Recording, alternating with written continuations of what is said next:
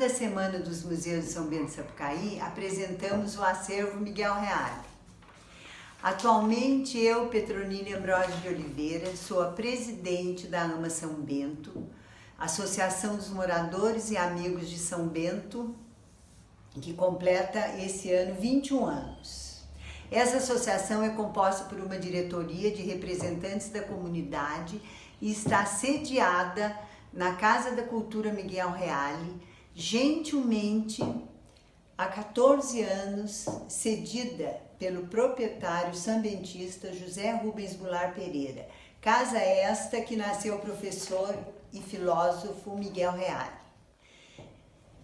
Sobre o professor Miguel Reale, destacamos a vinda da Fazenda do Estado, hoje CAT, Produção de Mudas, que escreveu a atual Constituição brasileira, foi propositor do salário rural, autor de várias publicações jurídicas, filosóficas e sociológicas, membro da Academia Brasileira de Letras, considerado um dos melhores filósofos do Brasil, entre outros feitos.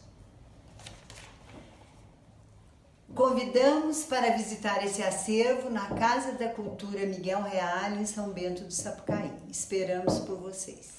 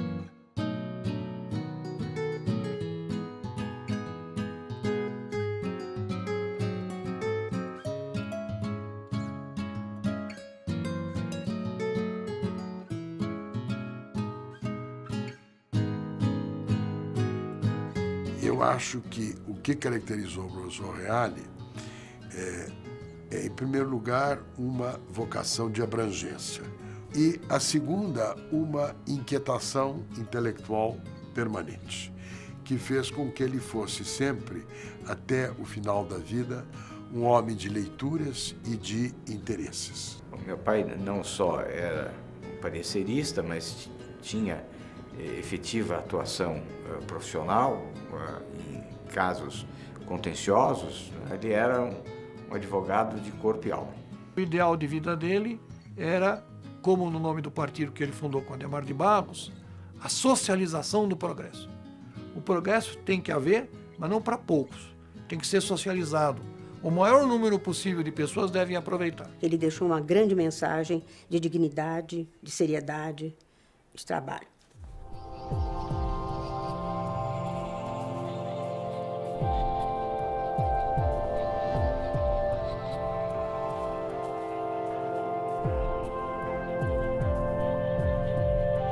Meu pai nasceu em São Bento do Sapucaí, uma cidade que muitos pensam que está em Minas, mas não está, está em São Paulo, e aonde fica a famosa Pedra do Baú. A casa onde meu pai nasceu hoje é um centro cultural, é uma casa de cultura, chama Casa de Cultura Miguel Reale.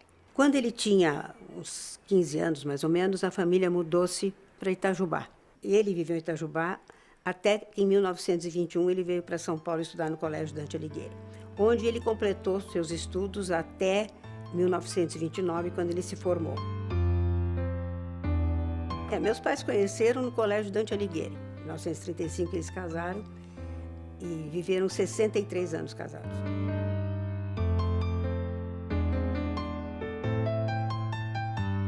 Desde que eu me conheço por gente, meu tio Miguel, irmão da minha mãe, me foi apresentado como modelo em tudo. Primeiro porque ele era o único tio que eu tenho por parte de mãe. Já que os outros faleceram pequenos. Então ele era, por assim dizer, o grande polo de atração na família. É interessante porque meu pai tinha assim uma formação híbrida, né? Enquanto ele era um menino de interior, criado em Itajubá, nadando no rio Sapucaí, ele também tinha dentro de casa uma cultura muito intensa, porque meu avô, como bom homem do fim do século, né? Ele era um homem preparadíssimo. Mas meu pai tinha uma grande vinculação com a terra. Talvez pela infância, né? Pelas fazendas e pela formação no interior.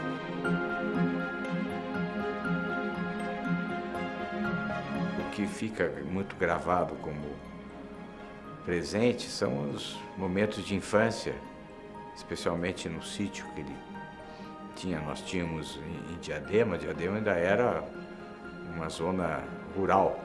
Então era de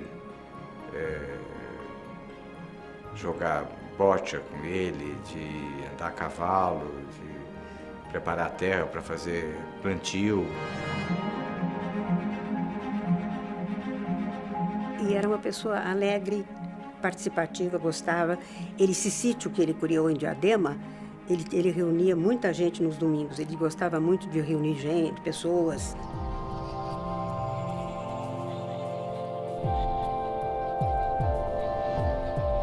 Meu pai chegou a pensar em fazer medicina.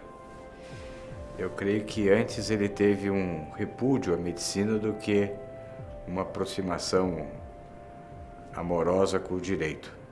Ele foi a um hospital e participar de um curativo e viu que realmente a medicina não era o campo dele. Quando ele chegou lá, foi assistir uma aula, quase teve um desmaio, disse, não dá para ser médico, e não foi médico e foi fazer faculdade de Direito, né?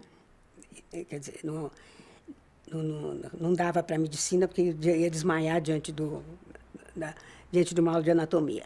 E o direito naquele momento, em 1930, era, sem dúvida nenhuma, a área de humanas que atraía toda a juventude, porque era, ao mesmo tempo, um estudo de humanidades e um estudo voltado para a realização profissional.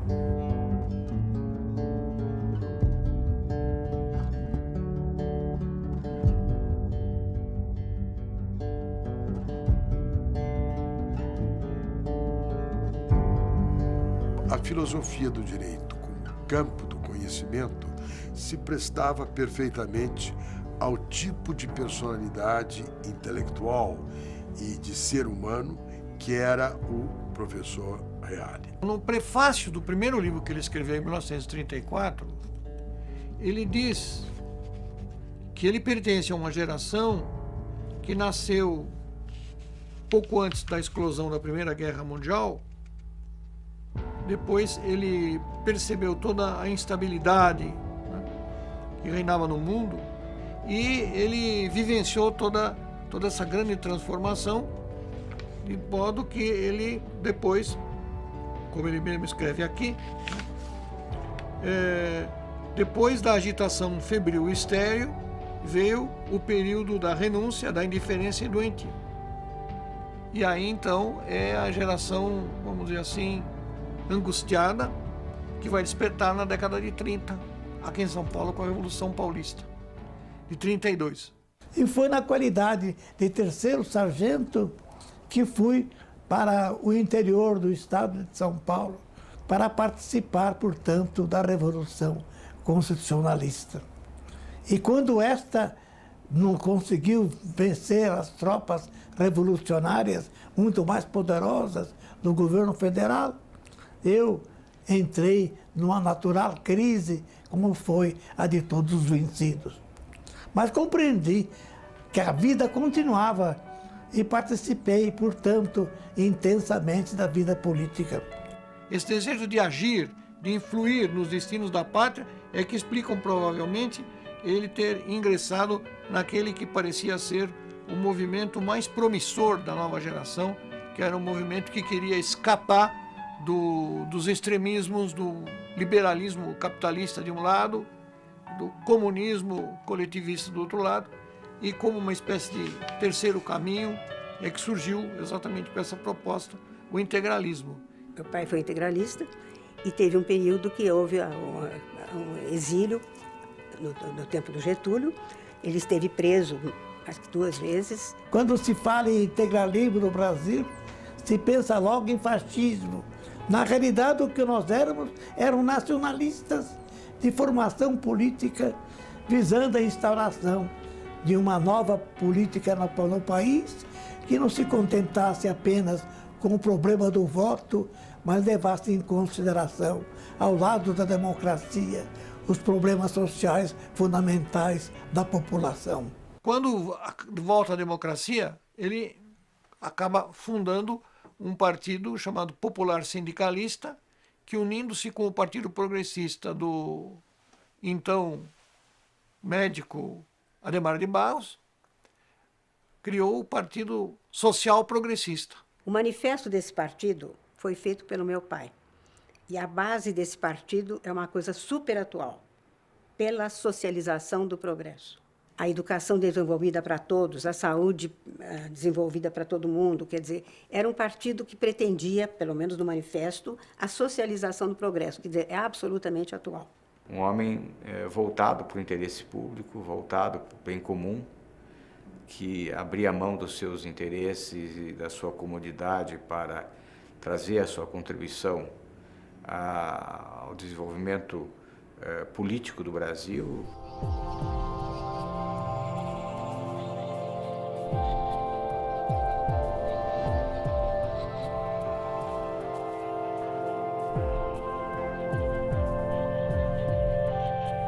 O professor Reale, como professor, era um notável professor.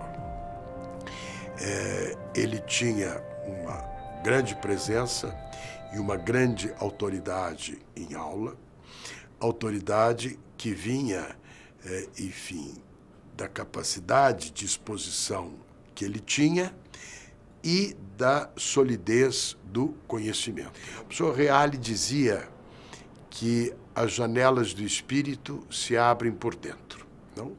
E cabe ao professor instigar este processo com a seriedade dos propósitos pedagógicos e com a solidez do conhecimento, que foi, evidentemente, o que me aconteceu como aluno, porque ele abriu as minhas janelas para o desafio da filosofia do direito. E ele mesmo se dizia que, do que ele se orgulhava mesmo, mais do que a sua atuação política ou intelectual, mesmo a sua produção literária, o que ele mais gostava era de ser chamado de professor, com o que ele mais se identificava. Só um valor é superior ao magistério para mim, dizia ele, a família.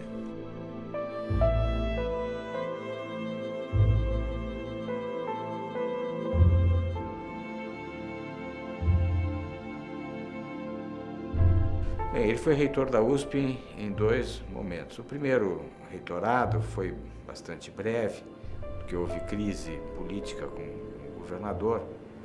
Em 1949, ele foi reitor da USP e começou o processo de interiorização. Foi na gestão dele, por iniciativa dele, junto com o professor Severino Vaz, que ele criou a Faculdade de Medicina de Ribeirão Preto.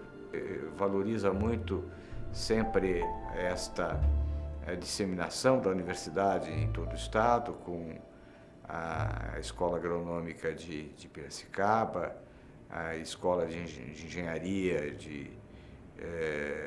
no interior de Pirassununga, ou seja, essa era uma ideia que prevaleceu tanto no primeiro reitorado quanto no segundo. Agora, o segundo período dele como reitor é um período importante. Em primeiro lugar, um período difícil, um período mais duro do regime autoritário e militar, e aí convém dizer que o professor Reale protegeu a universidade das incursões arbitrárias a que estavam sujeitas as instituições de ensino no país. Segundo, ele levou adiante, enfim, a grande primeira reforma universitária da USP, que terminou com as cátedras e criou os departamentos. Depois ele também teve um trabalho importante como reitor na infraestrutura física do campus da universidade. Desde o Péretron, no departamento de física, desde a quadra poliesportiva, a raia para remo, e vários outros edifícios que foram construídos para as diversas unidades da universidade, centros de convivência. E renovou muito a cidade universitária. É dele a famosa Praça do Relógio, onde você tem o relógio, onde você tem a torre universitária, e uma frase que é dele, que está em torno da torre universitária. No universo da cultura, o centro está em toda parte. E eu acho importante esta frase, porque ela é a marca da interdisciplinariedade que sempre o caracterizou. É a marca de alguém aberto a todos os campos do conhecimento, que foi o que ele imprimiu como reitor da USP, com uma indiscutível liderança universitária.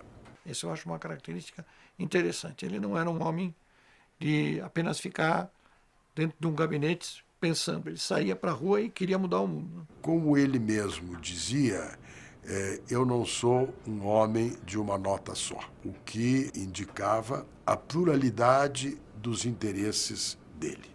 Pluralidade importante, porque é uma marca da obra dele o ter tratado e bem de muitos assuntos.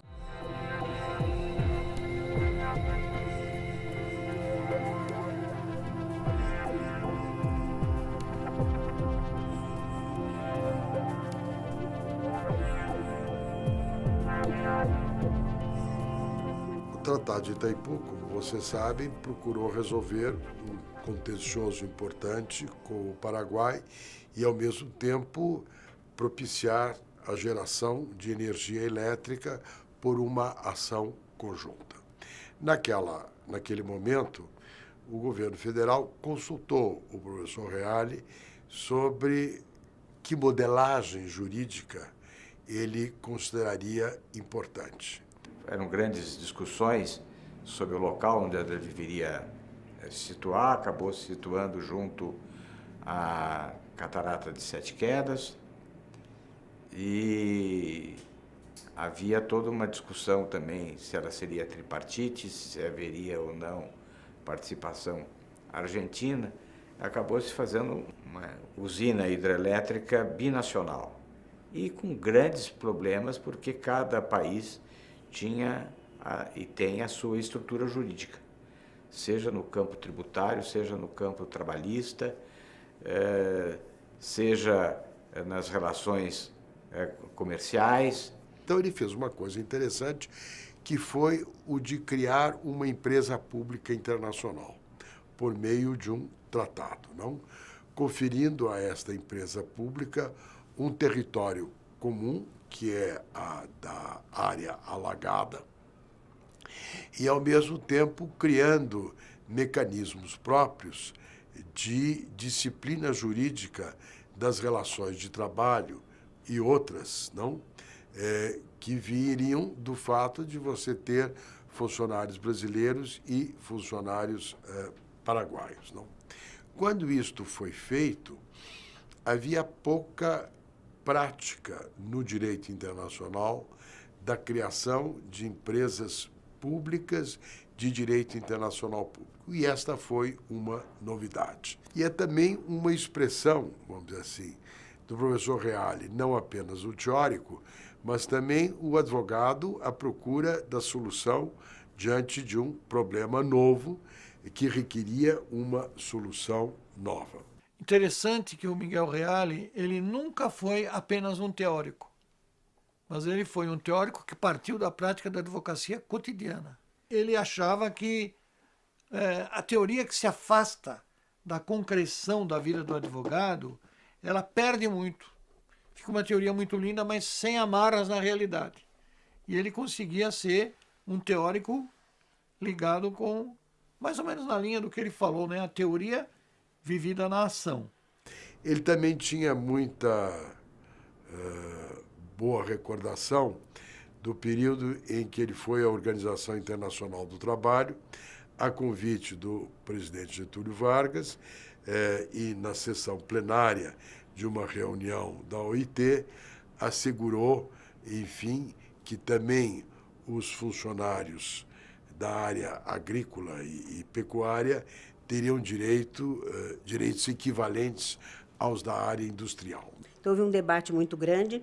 Os Estados Unidos, os países europeus e até alguns países africanos, os governos, né, defendiam que não tinha que ter salário mínimo rural.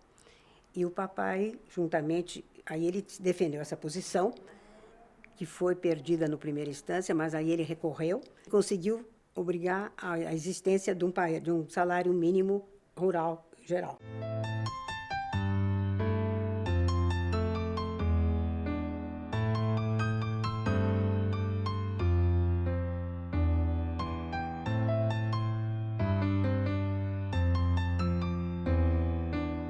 O Sr. Reale integrou, participou tanto da Academia Brasileira de Letras quanto da Academia Paulista de Letras.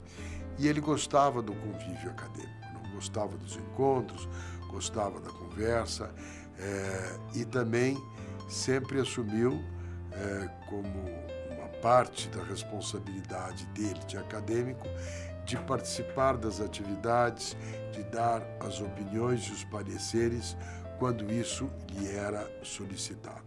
Ele era, sem dúvida nenhuma, um homem de uma vasta cultura geral, cultura clássica, conhecia muito bem latim, então ele tinha uma produção literária muito intensa, muito grande. O professor Reale, em 1940, publicou 2 livros muito importantes, que são os livros do início da maturidade dele.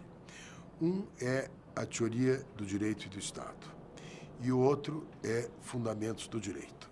Fundamentos do Direito é uma antecipação do que ele mais adiante elaborou, que é a teoria tridimensional do direito. O que diz o professor Reale? Ele diz que o direito é fruto de uma integração sempre dinâmica entre fatos sociais, valores que avaliam esses fatos sociais e a norma que resulta em cada momento de uma interferência decisória do poder que a torna realizável. A teoria tridimensional do direito foi já inicialmente concebida ou pensada nas suas linhas ainda um pouco tênues, na tese que meu pai apresentou na Faculdade de Direito para concurso à Cátedra de Filosofia do Direito, tese que tem sido reeditada diversas vezes, denominada Fundamentos do Direito. Depois, foi na elaboração do seu livro Filosofia do Direito que se consolida, que se cristaliza a ideia da teoria tridimensional do direito, que vê o direito como um fenômeno composto por 3 vetores, né? Pelo fato que ocorre. Sobre esse fato incidem valores, avaliações sobre o significado desse fato e, posteriormente, no sentido da negação ou da proibição ou da permissão do fato, surge uma norma que vai dar, portanto, a consagração da aceitabilidade ou da reprovação deste fato. Fundou o Instituto Brasileiro de Filosofia, que fez com que filósofos do direito, da justiça, ou da moral, ou mesmo filósofos da matemática no Brasil se conhecessem, realizando vários congressos de filosofia de natureza interna. Depois, começou a se corresponder com grandes personalidades fora do Brasil e promoveu congressos internacionais de filosofia. O Instituto Brasileiro de Filosofia foi criado, né, em 1954 e depois ele passou a ter muitas relações com institutos de Direito e de Filosofia de Portugal, né, com alguns professores portugueses que mais se aproximaram do Brasil, tiveram larga convivência com vindas ao Brasil. Meu pai veio a ser doutor honoris causa, seja da Universidade de Lisboa como da Universidade de Coimbra. É uma vida que teve todas as... Teve a parte política, que graças a Deus ele largou mais cedo. Teve a parte intelectual, teve a parte de realização profissional, né? Foi reconhecido, traduzido em mais de 10 línguas. Foi reconhecido em vida, né? Quando foi o Código Civil. Ele foi a grande alegria da vida dele, eu diria que ele sobreviveu tanto tempo porque ele queria ver esse código sendo aprovado. Foi um trabalho de 25, 27 anos, né? A comissão se constituiu em 1975 e foi um trabalho muito árduo de todos os partícipes da comissão, mas o maior trabalho, sem dúvida, foi dele. O trabalho foi muito grande porque não foi apenas a elaboração do projeto, mas depois o acompanhamento do projeto, que ficou muito tempo parado na Câmara dos Deputados. Me recordo dele às 4, 5 horas da manhã ainda permanecer trabalhando intensamente, estudando cada emenda. Só em 2002 acabou sendo aprovado definitivamente e entrou em vigor em 10 de janeiro de 2003, que é o atual Código Civil. 30 anos para elaborar. O código não se faz a respeito. Não se faz muda de código, mas apesar disso, houve sem dúvida alguma um exagero de tempo na vários. Eu acho que o professor Reale tinha, primeiro, uma preocupação com o social, não? Mais forte do que o código anterior, que era mais individualista. Uma preocupação em dar um espaço para uma interpretação que pudesse atualizar o código à luz da evolução das circunstâncias. E também a abertura para certas cláusulas gerais, como a da boa-fé. E uma preocupação com os direitos de personalidade. O direito à imagem, o direito ao nome, o direito à preservação da intimidade, além de algumas especificações mais atuais, por exemplo, como a criação da estrutura do negócio jurídico, da análise no campo da família, também por influência aí de um dos membros da comissão, que era o professor Clóvis do Couto e Silva, de direito pessoal de família e direito patrimonial de família. Sobretudo na parte final da vida, que eu pude acompanhar, o professor Reale foi um grande parecerista, não? Na nossa tradição jurídica, o parecer tem um papel importante. Ele não é uma obra de doutrina, mas ele tem muita doutrina. E ele tem um sentido prático, porque é um parar para pensar, para ver como eu encaminho um determinado problema.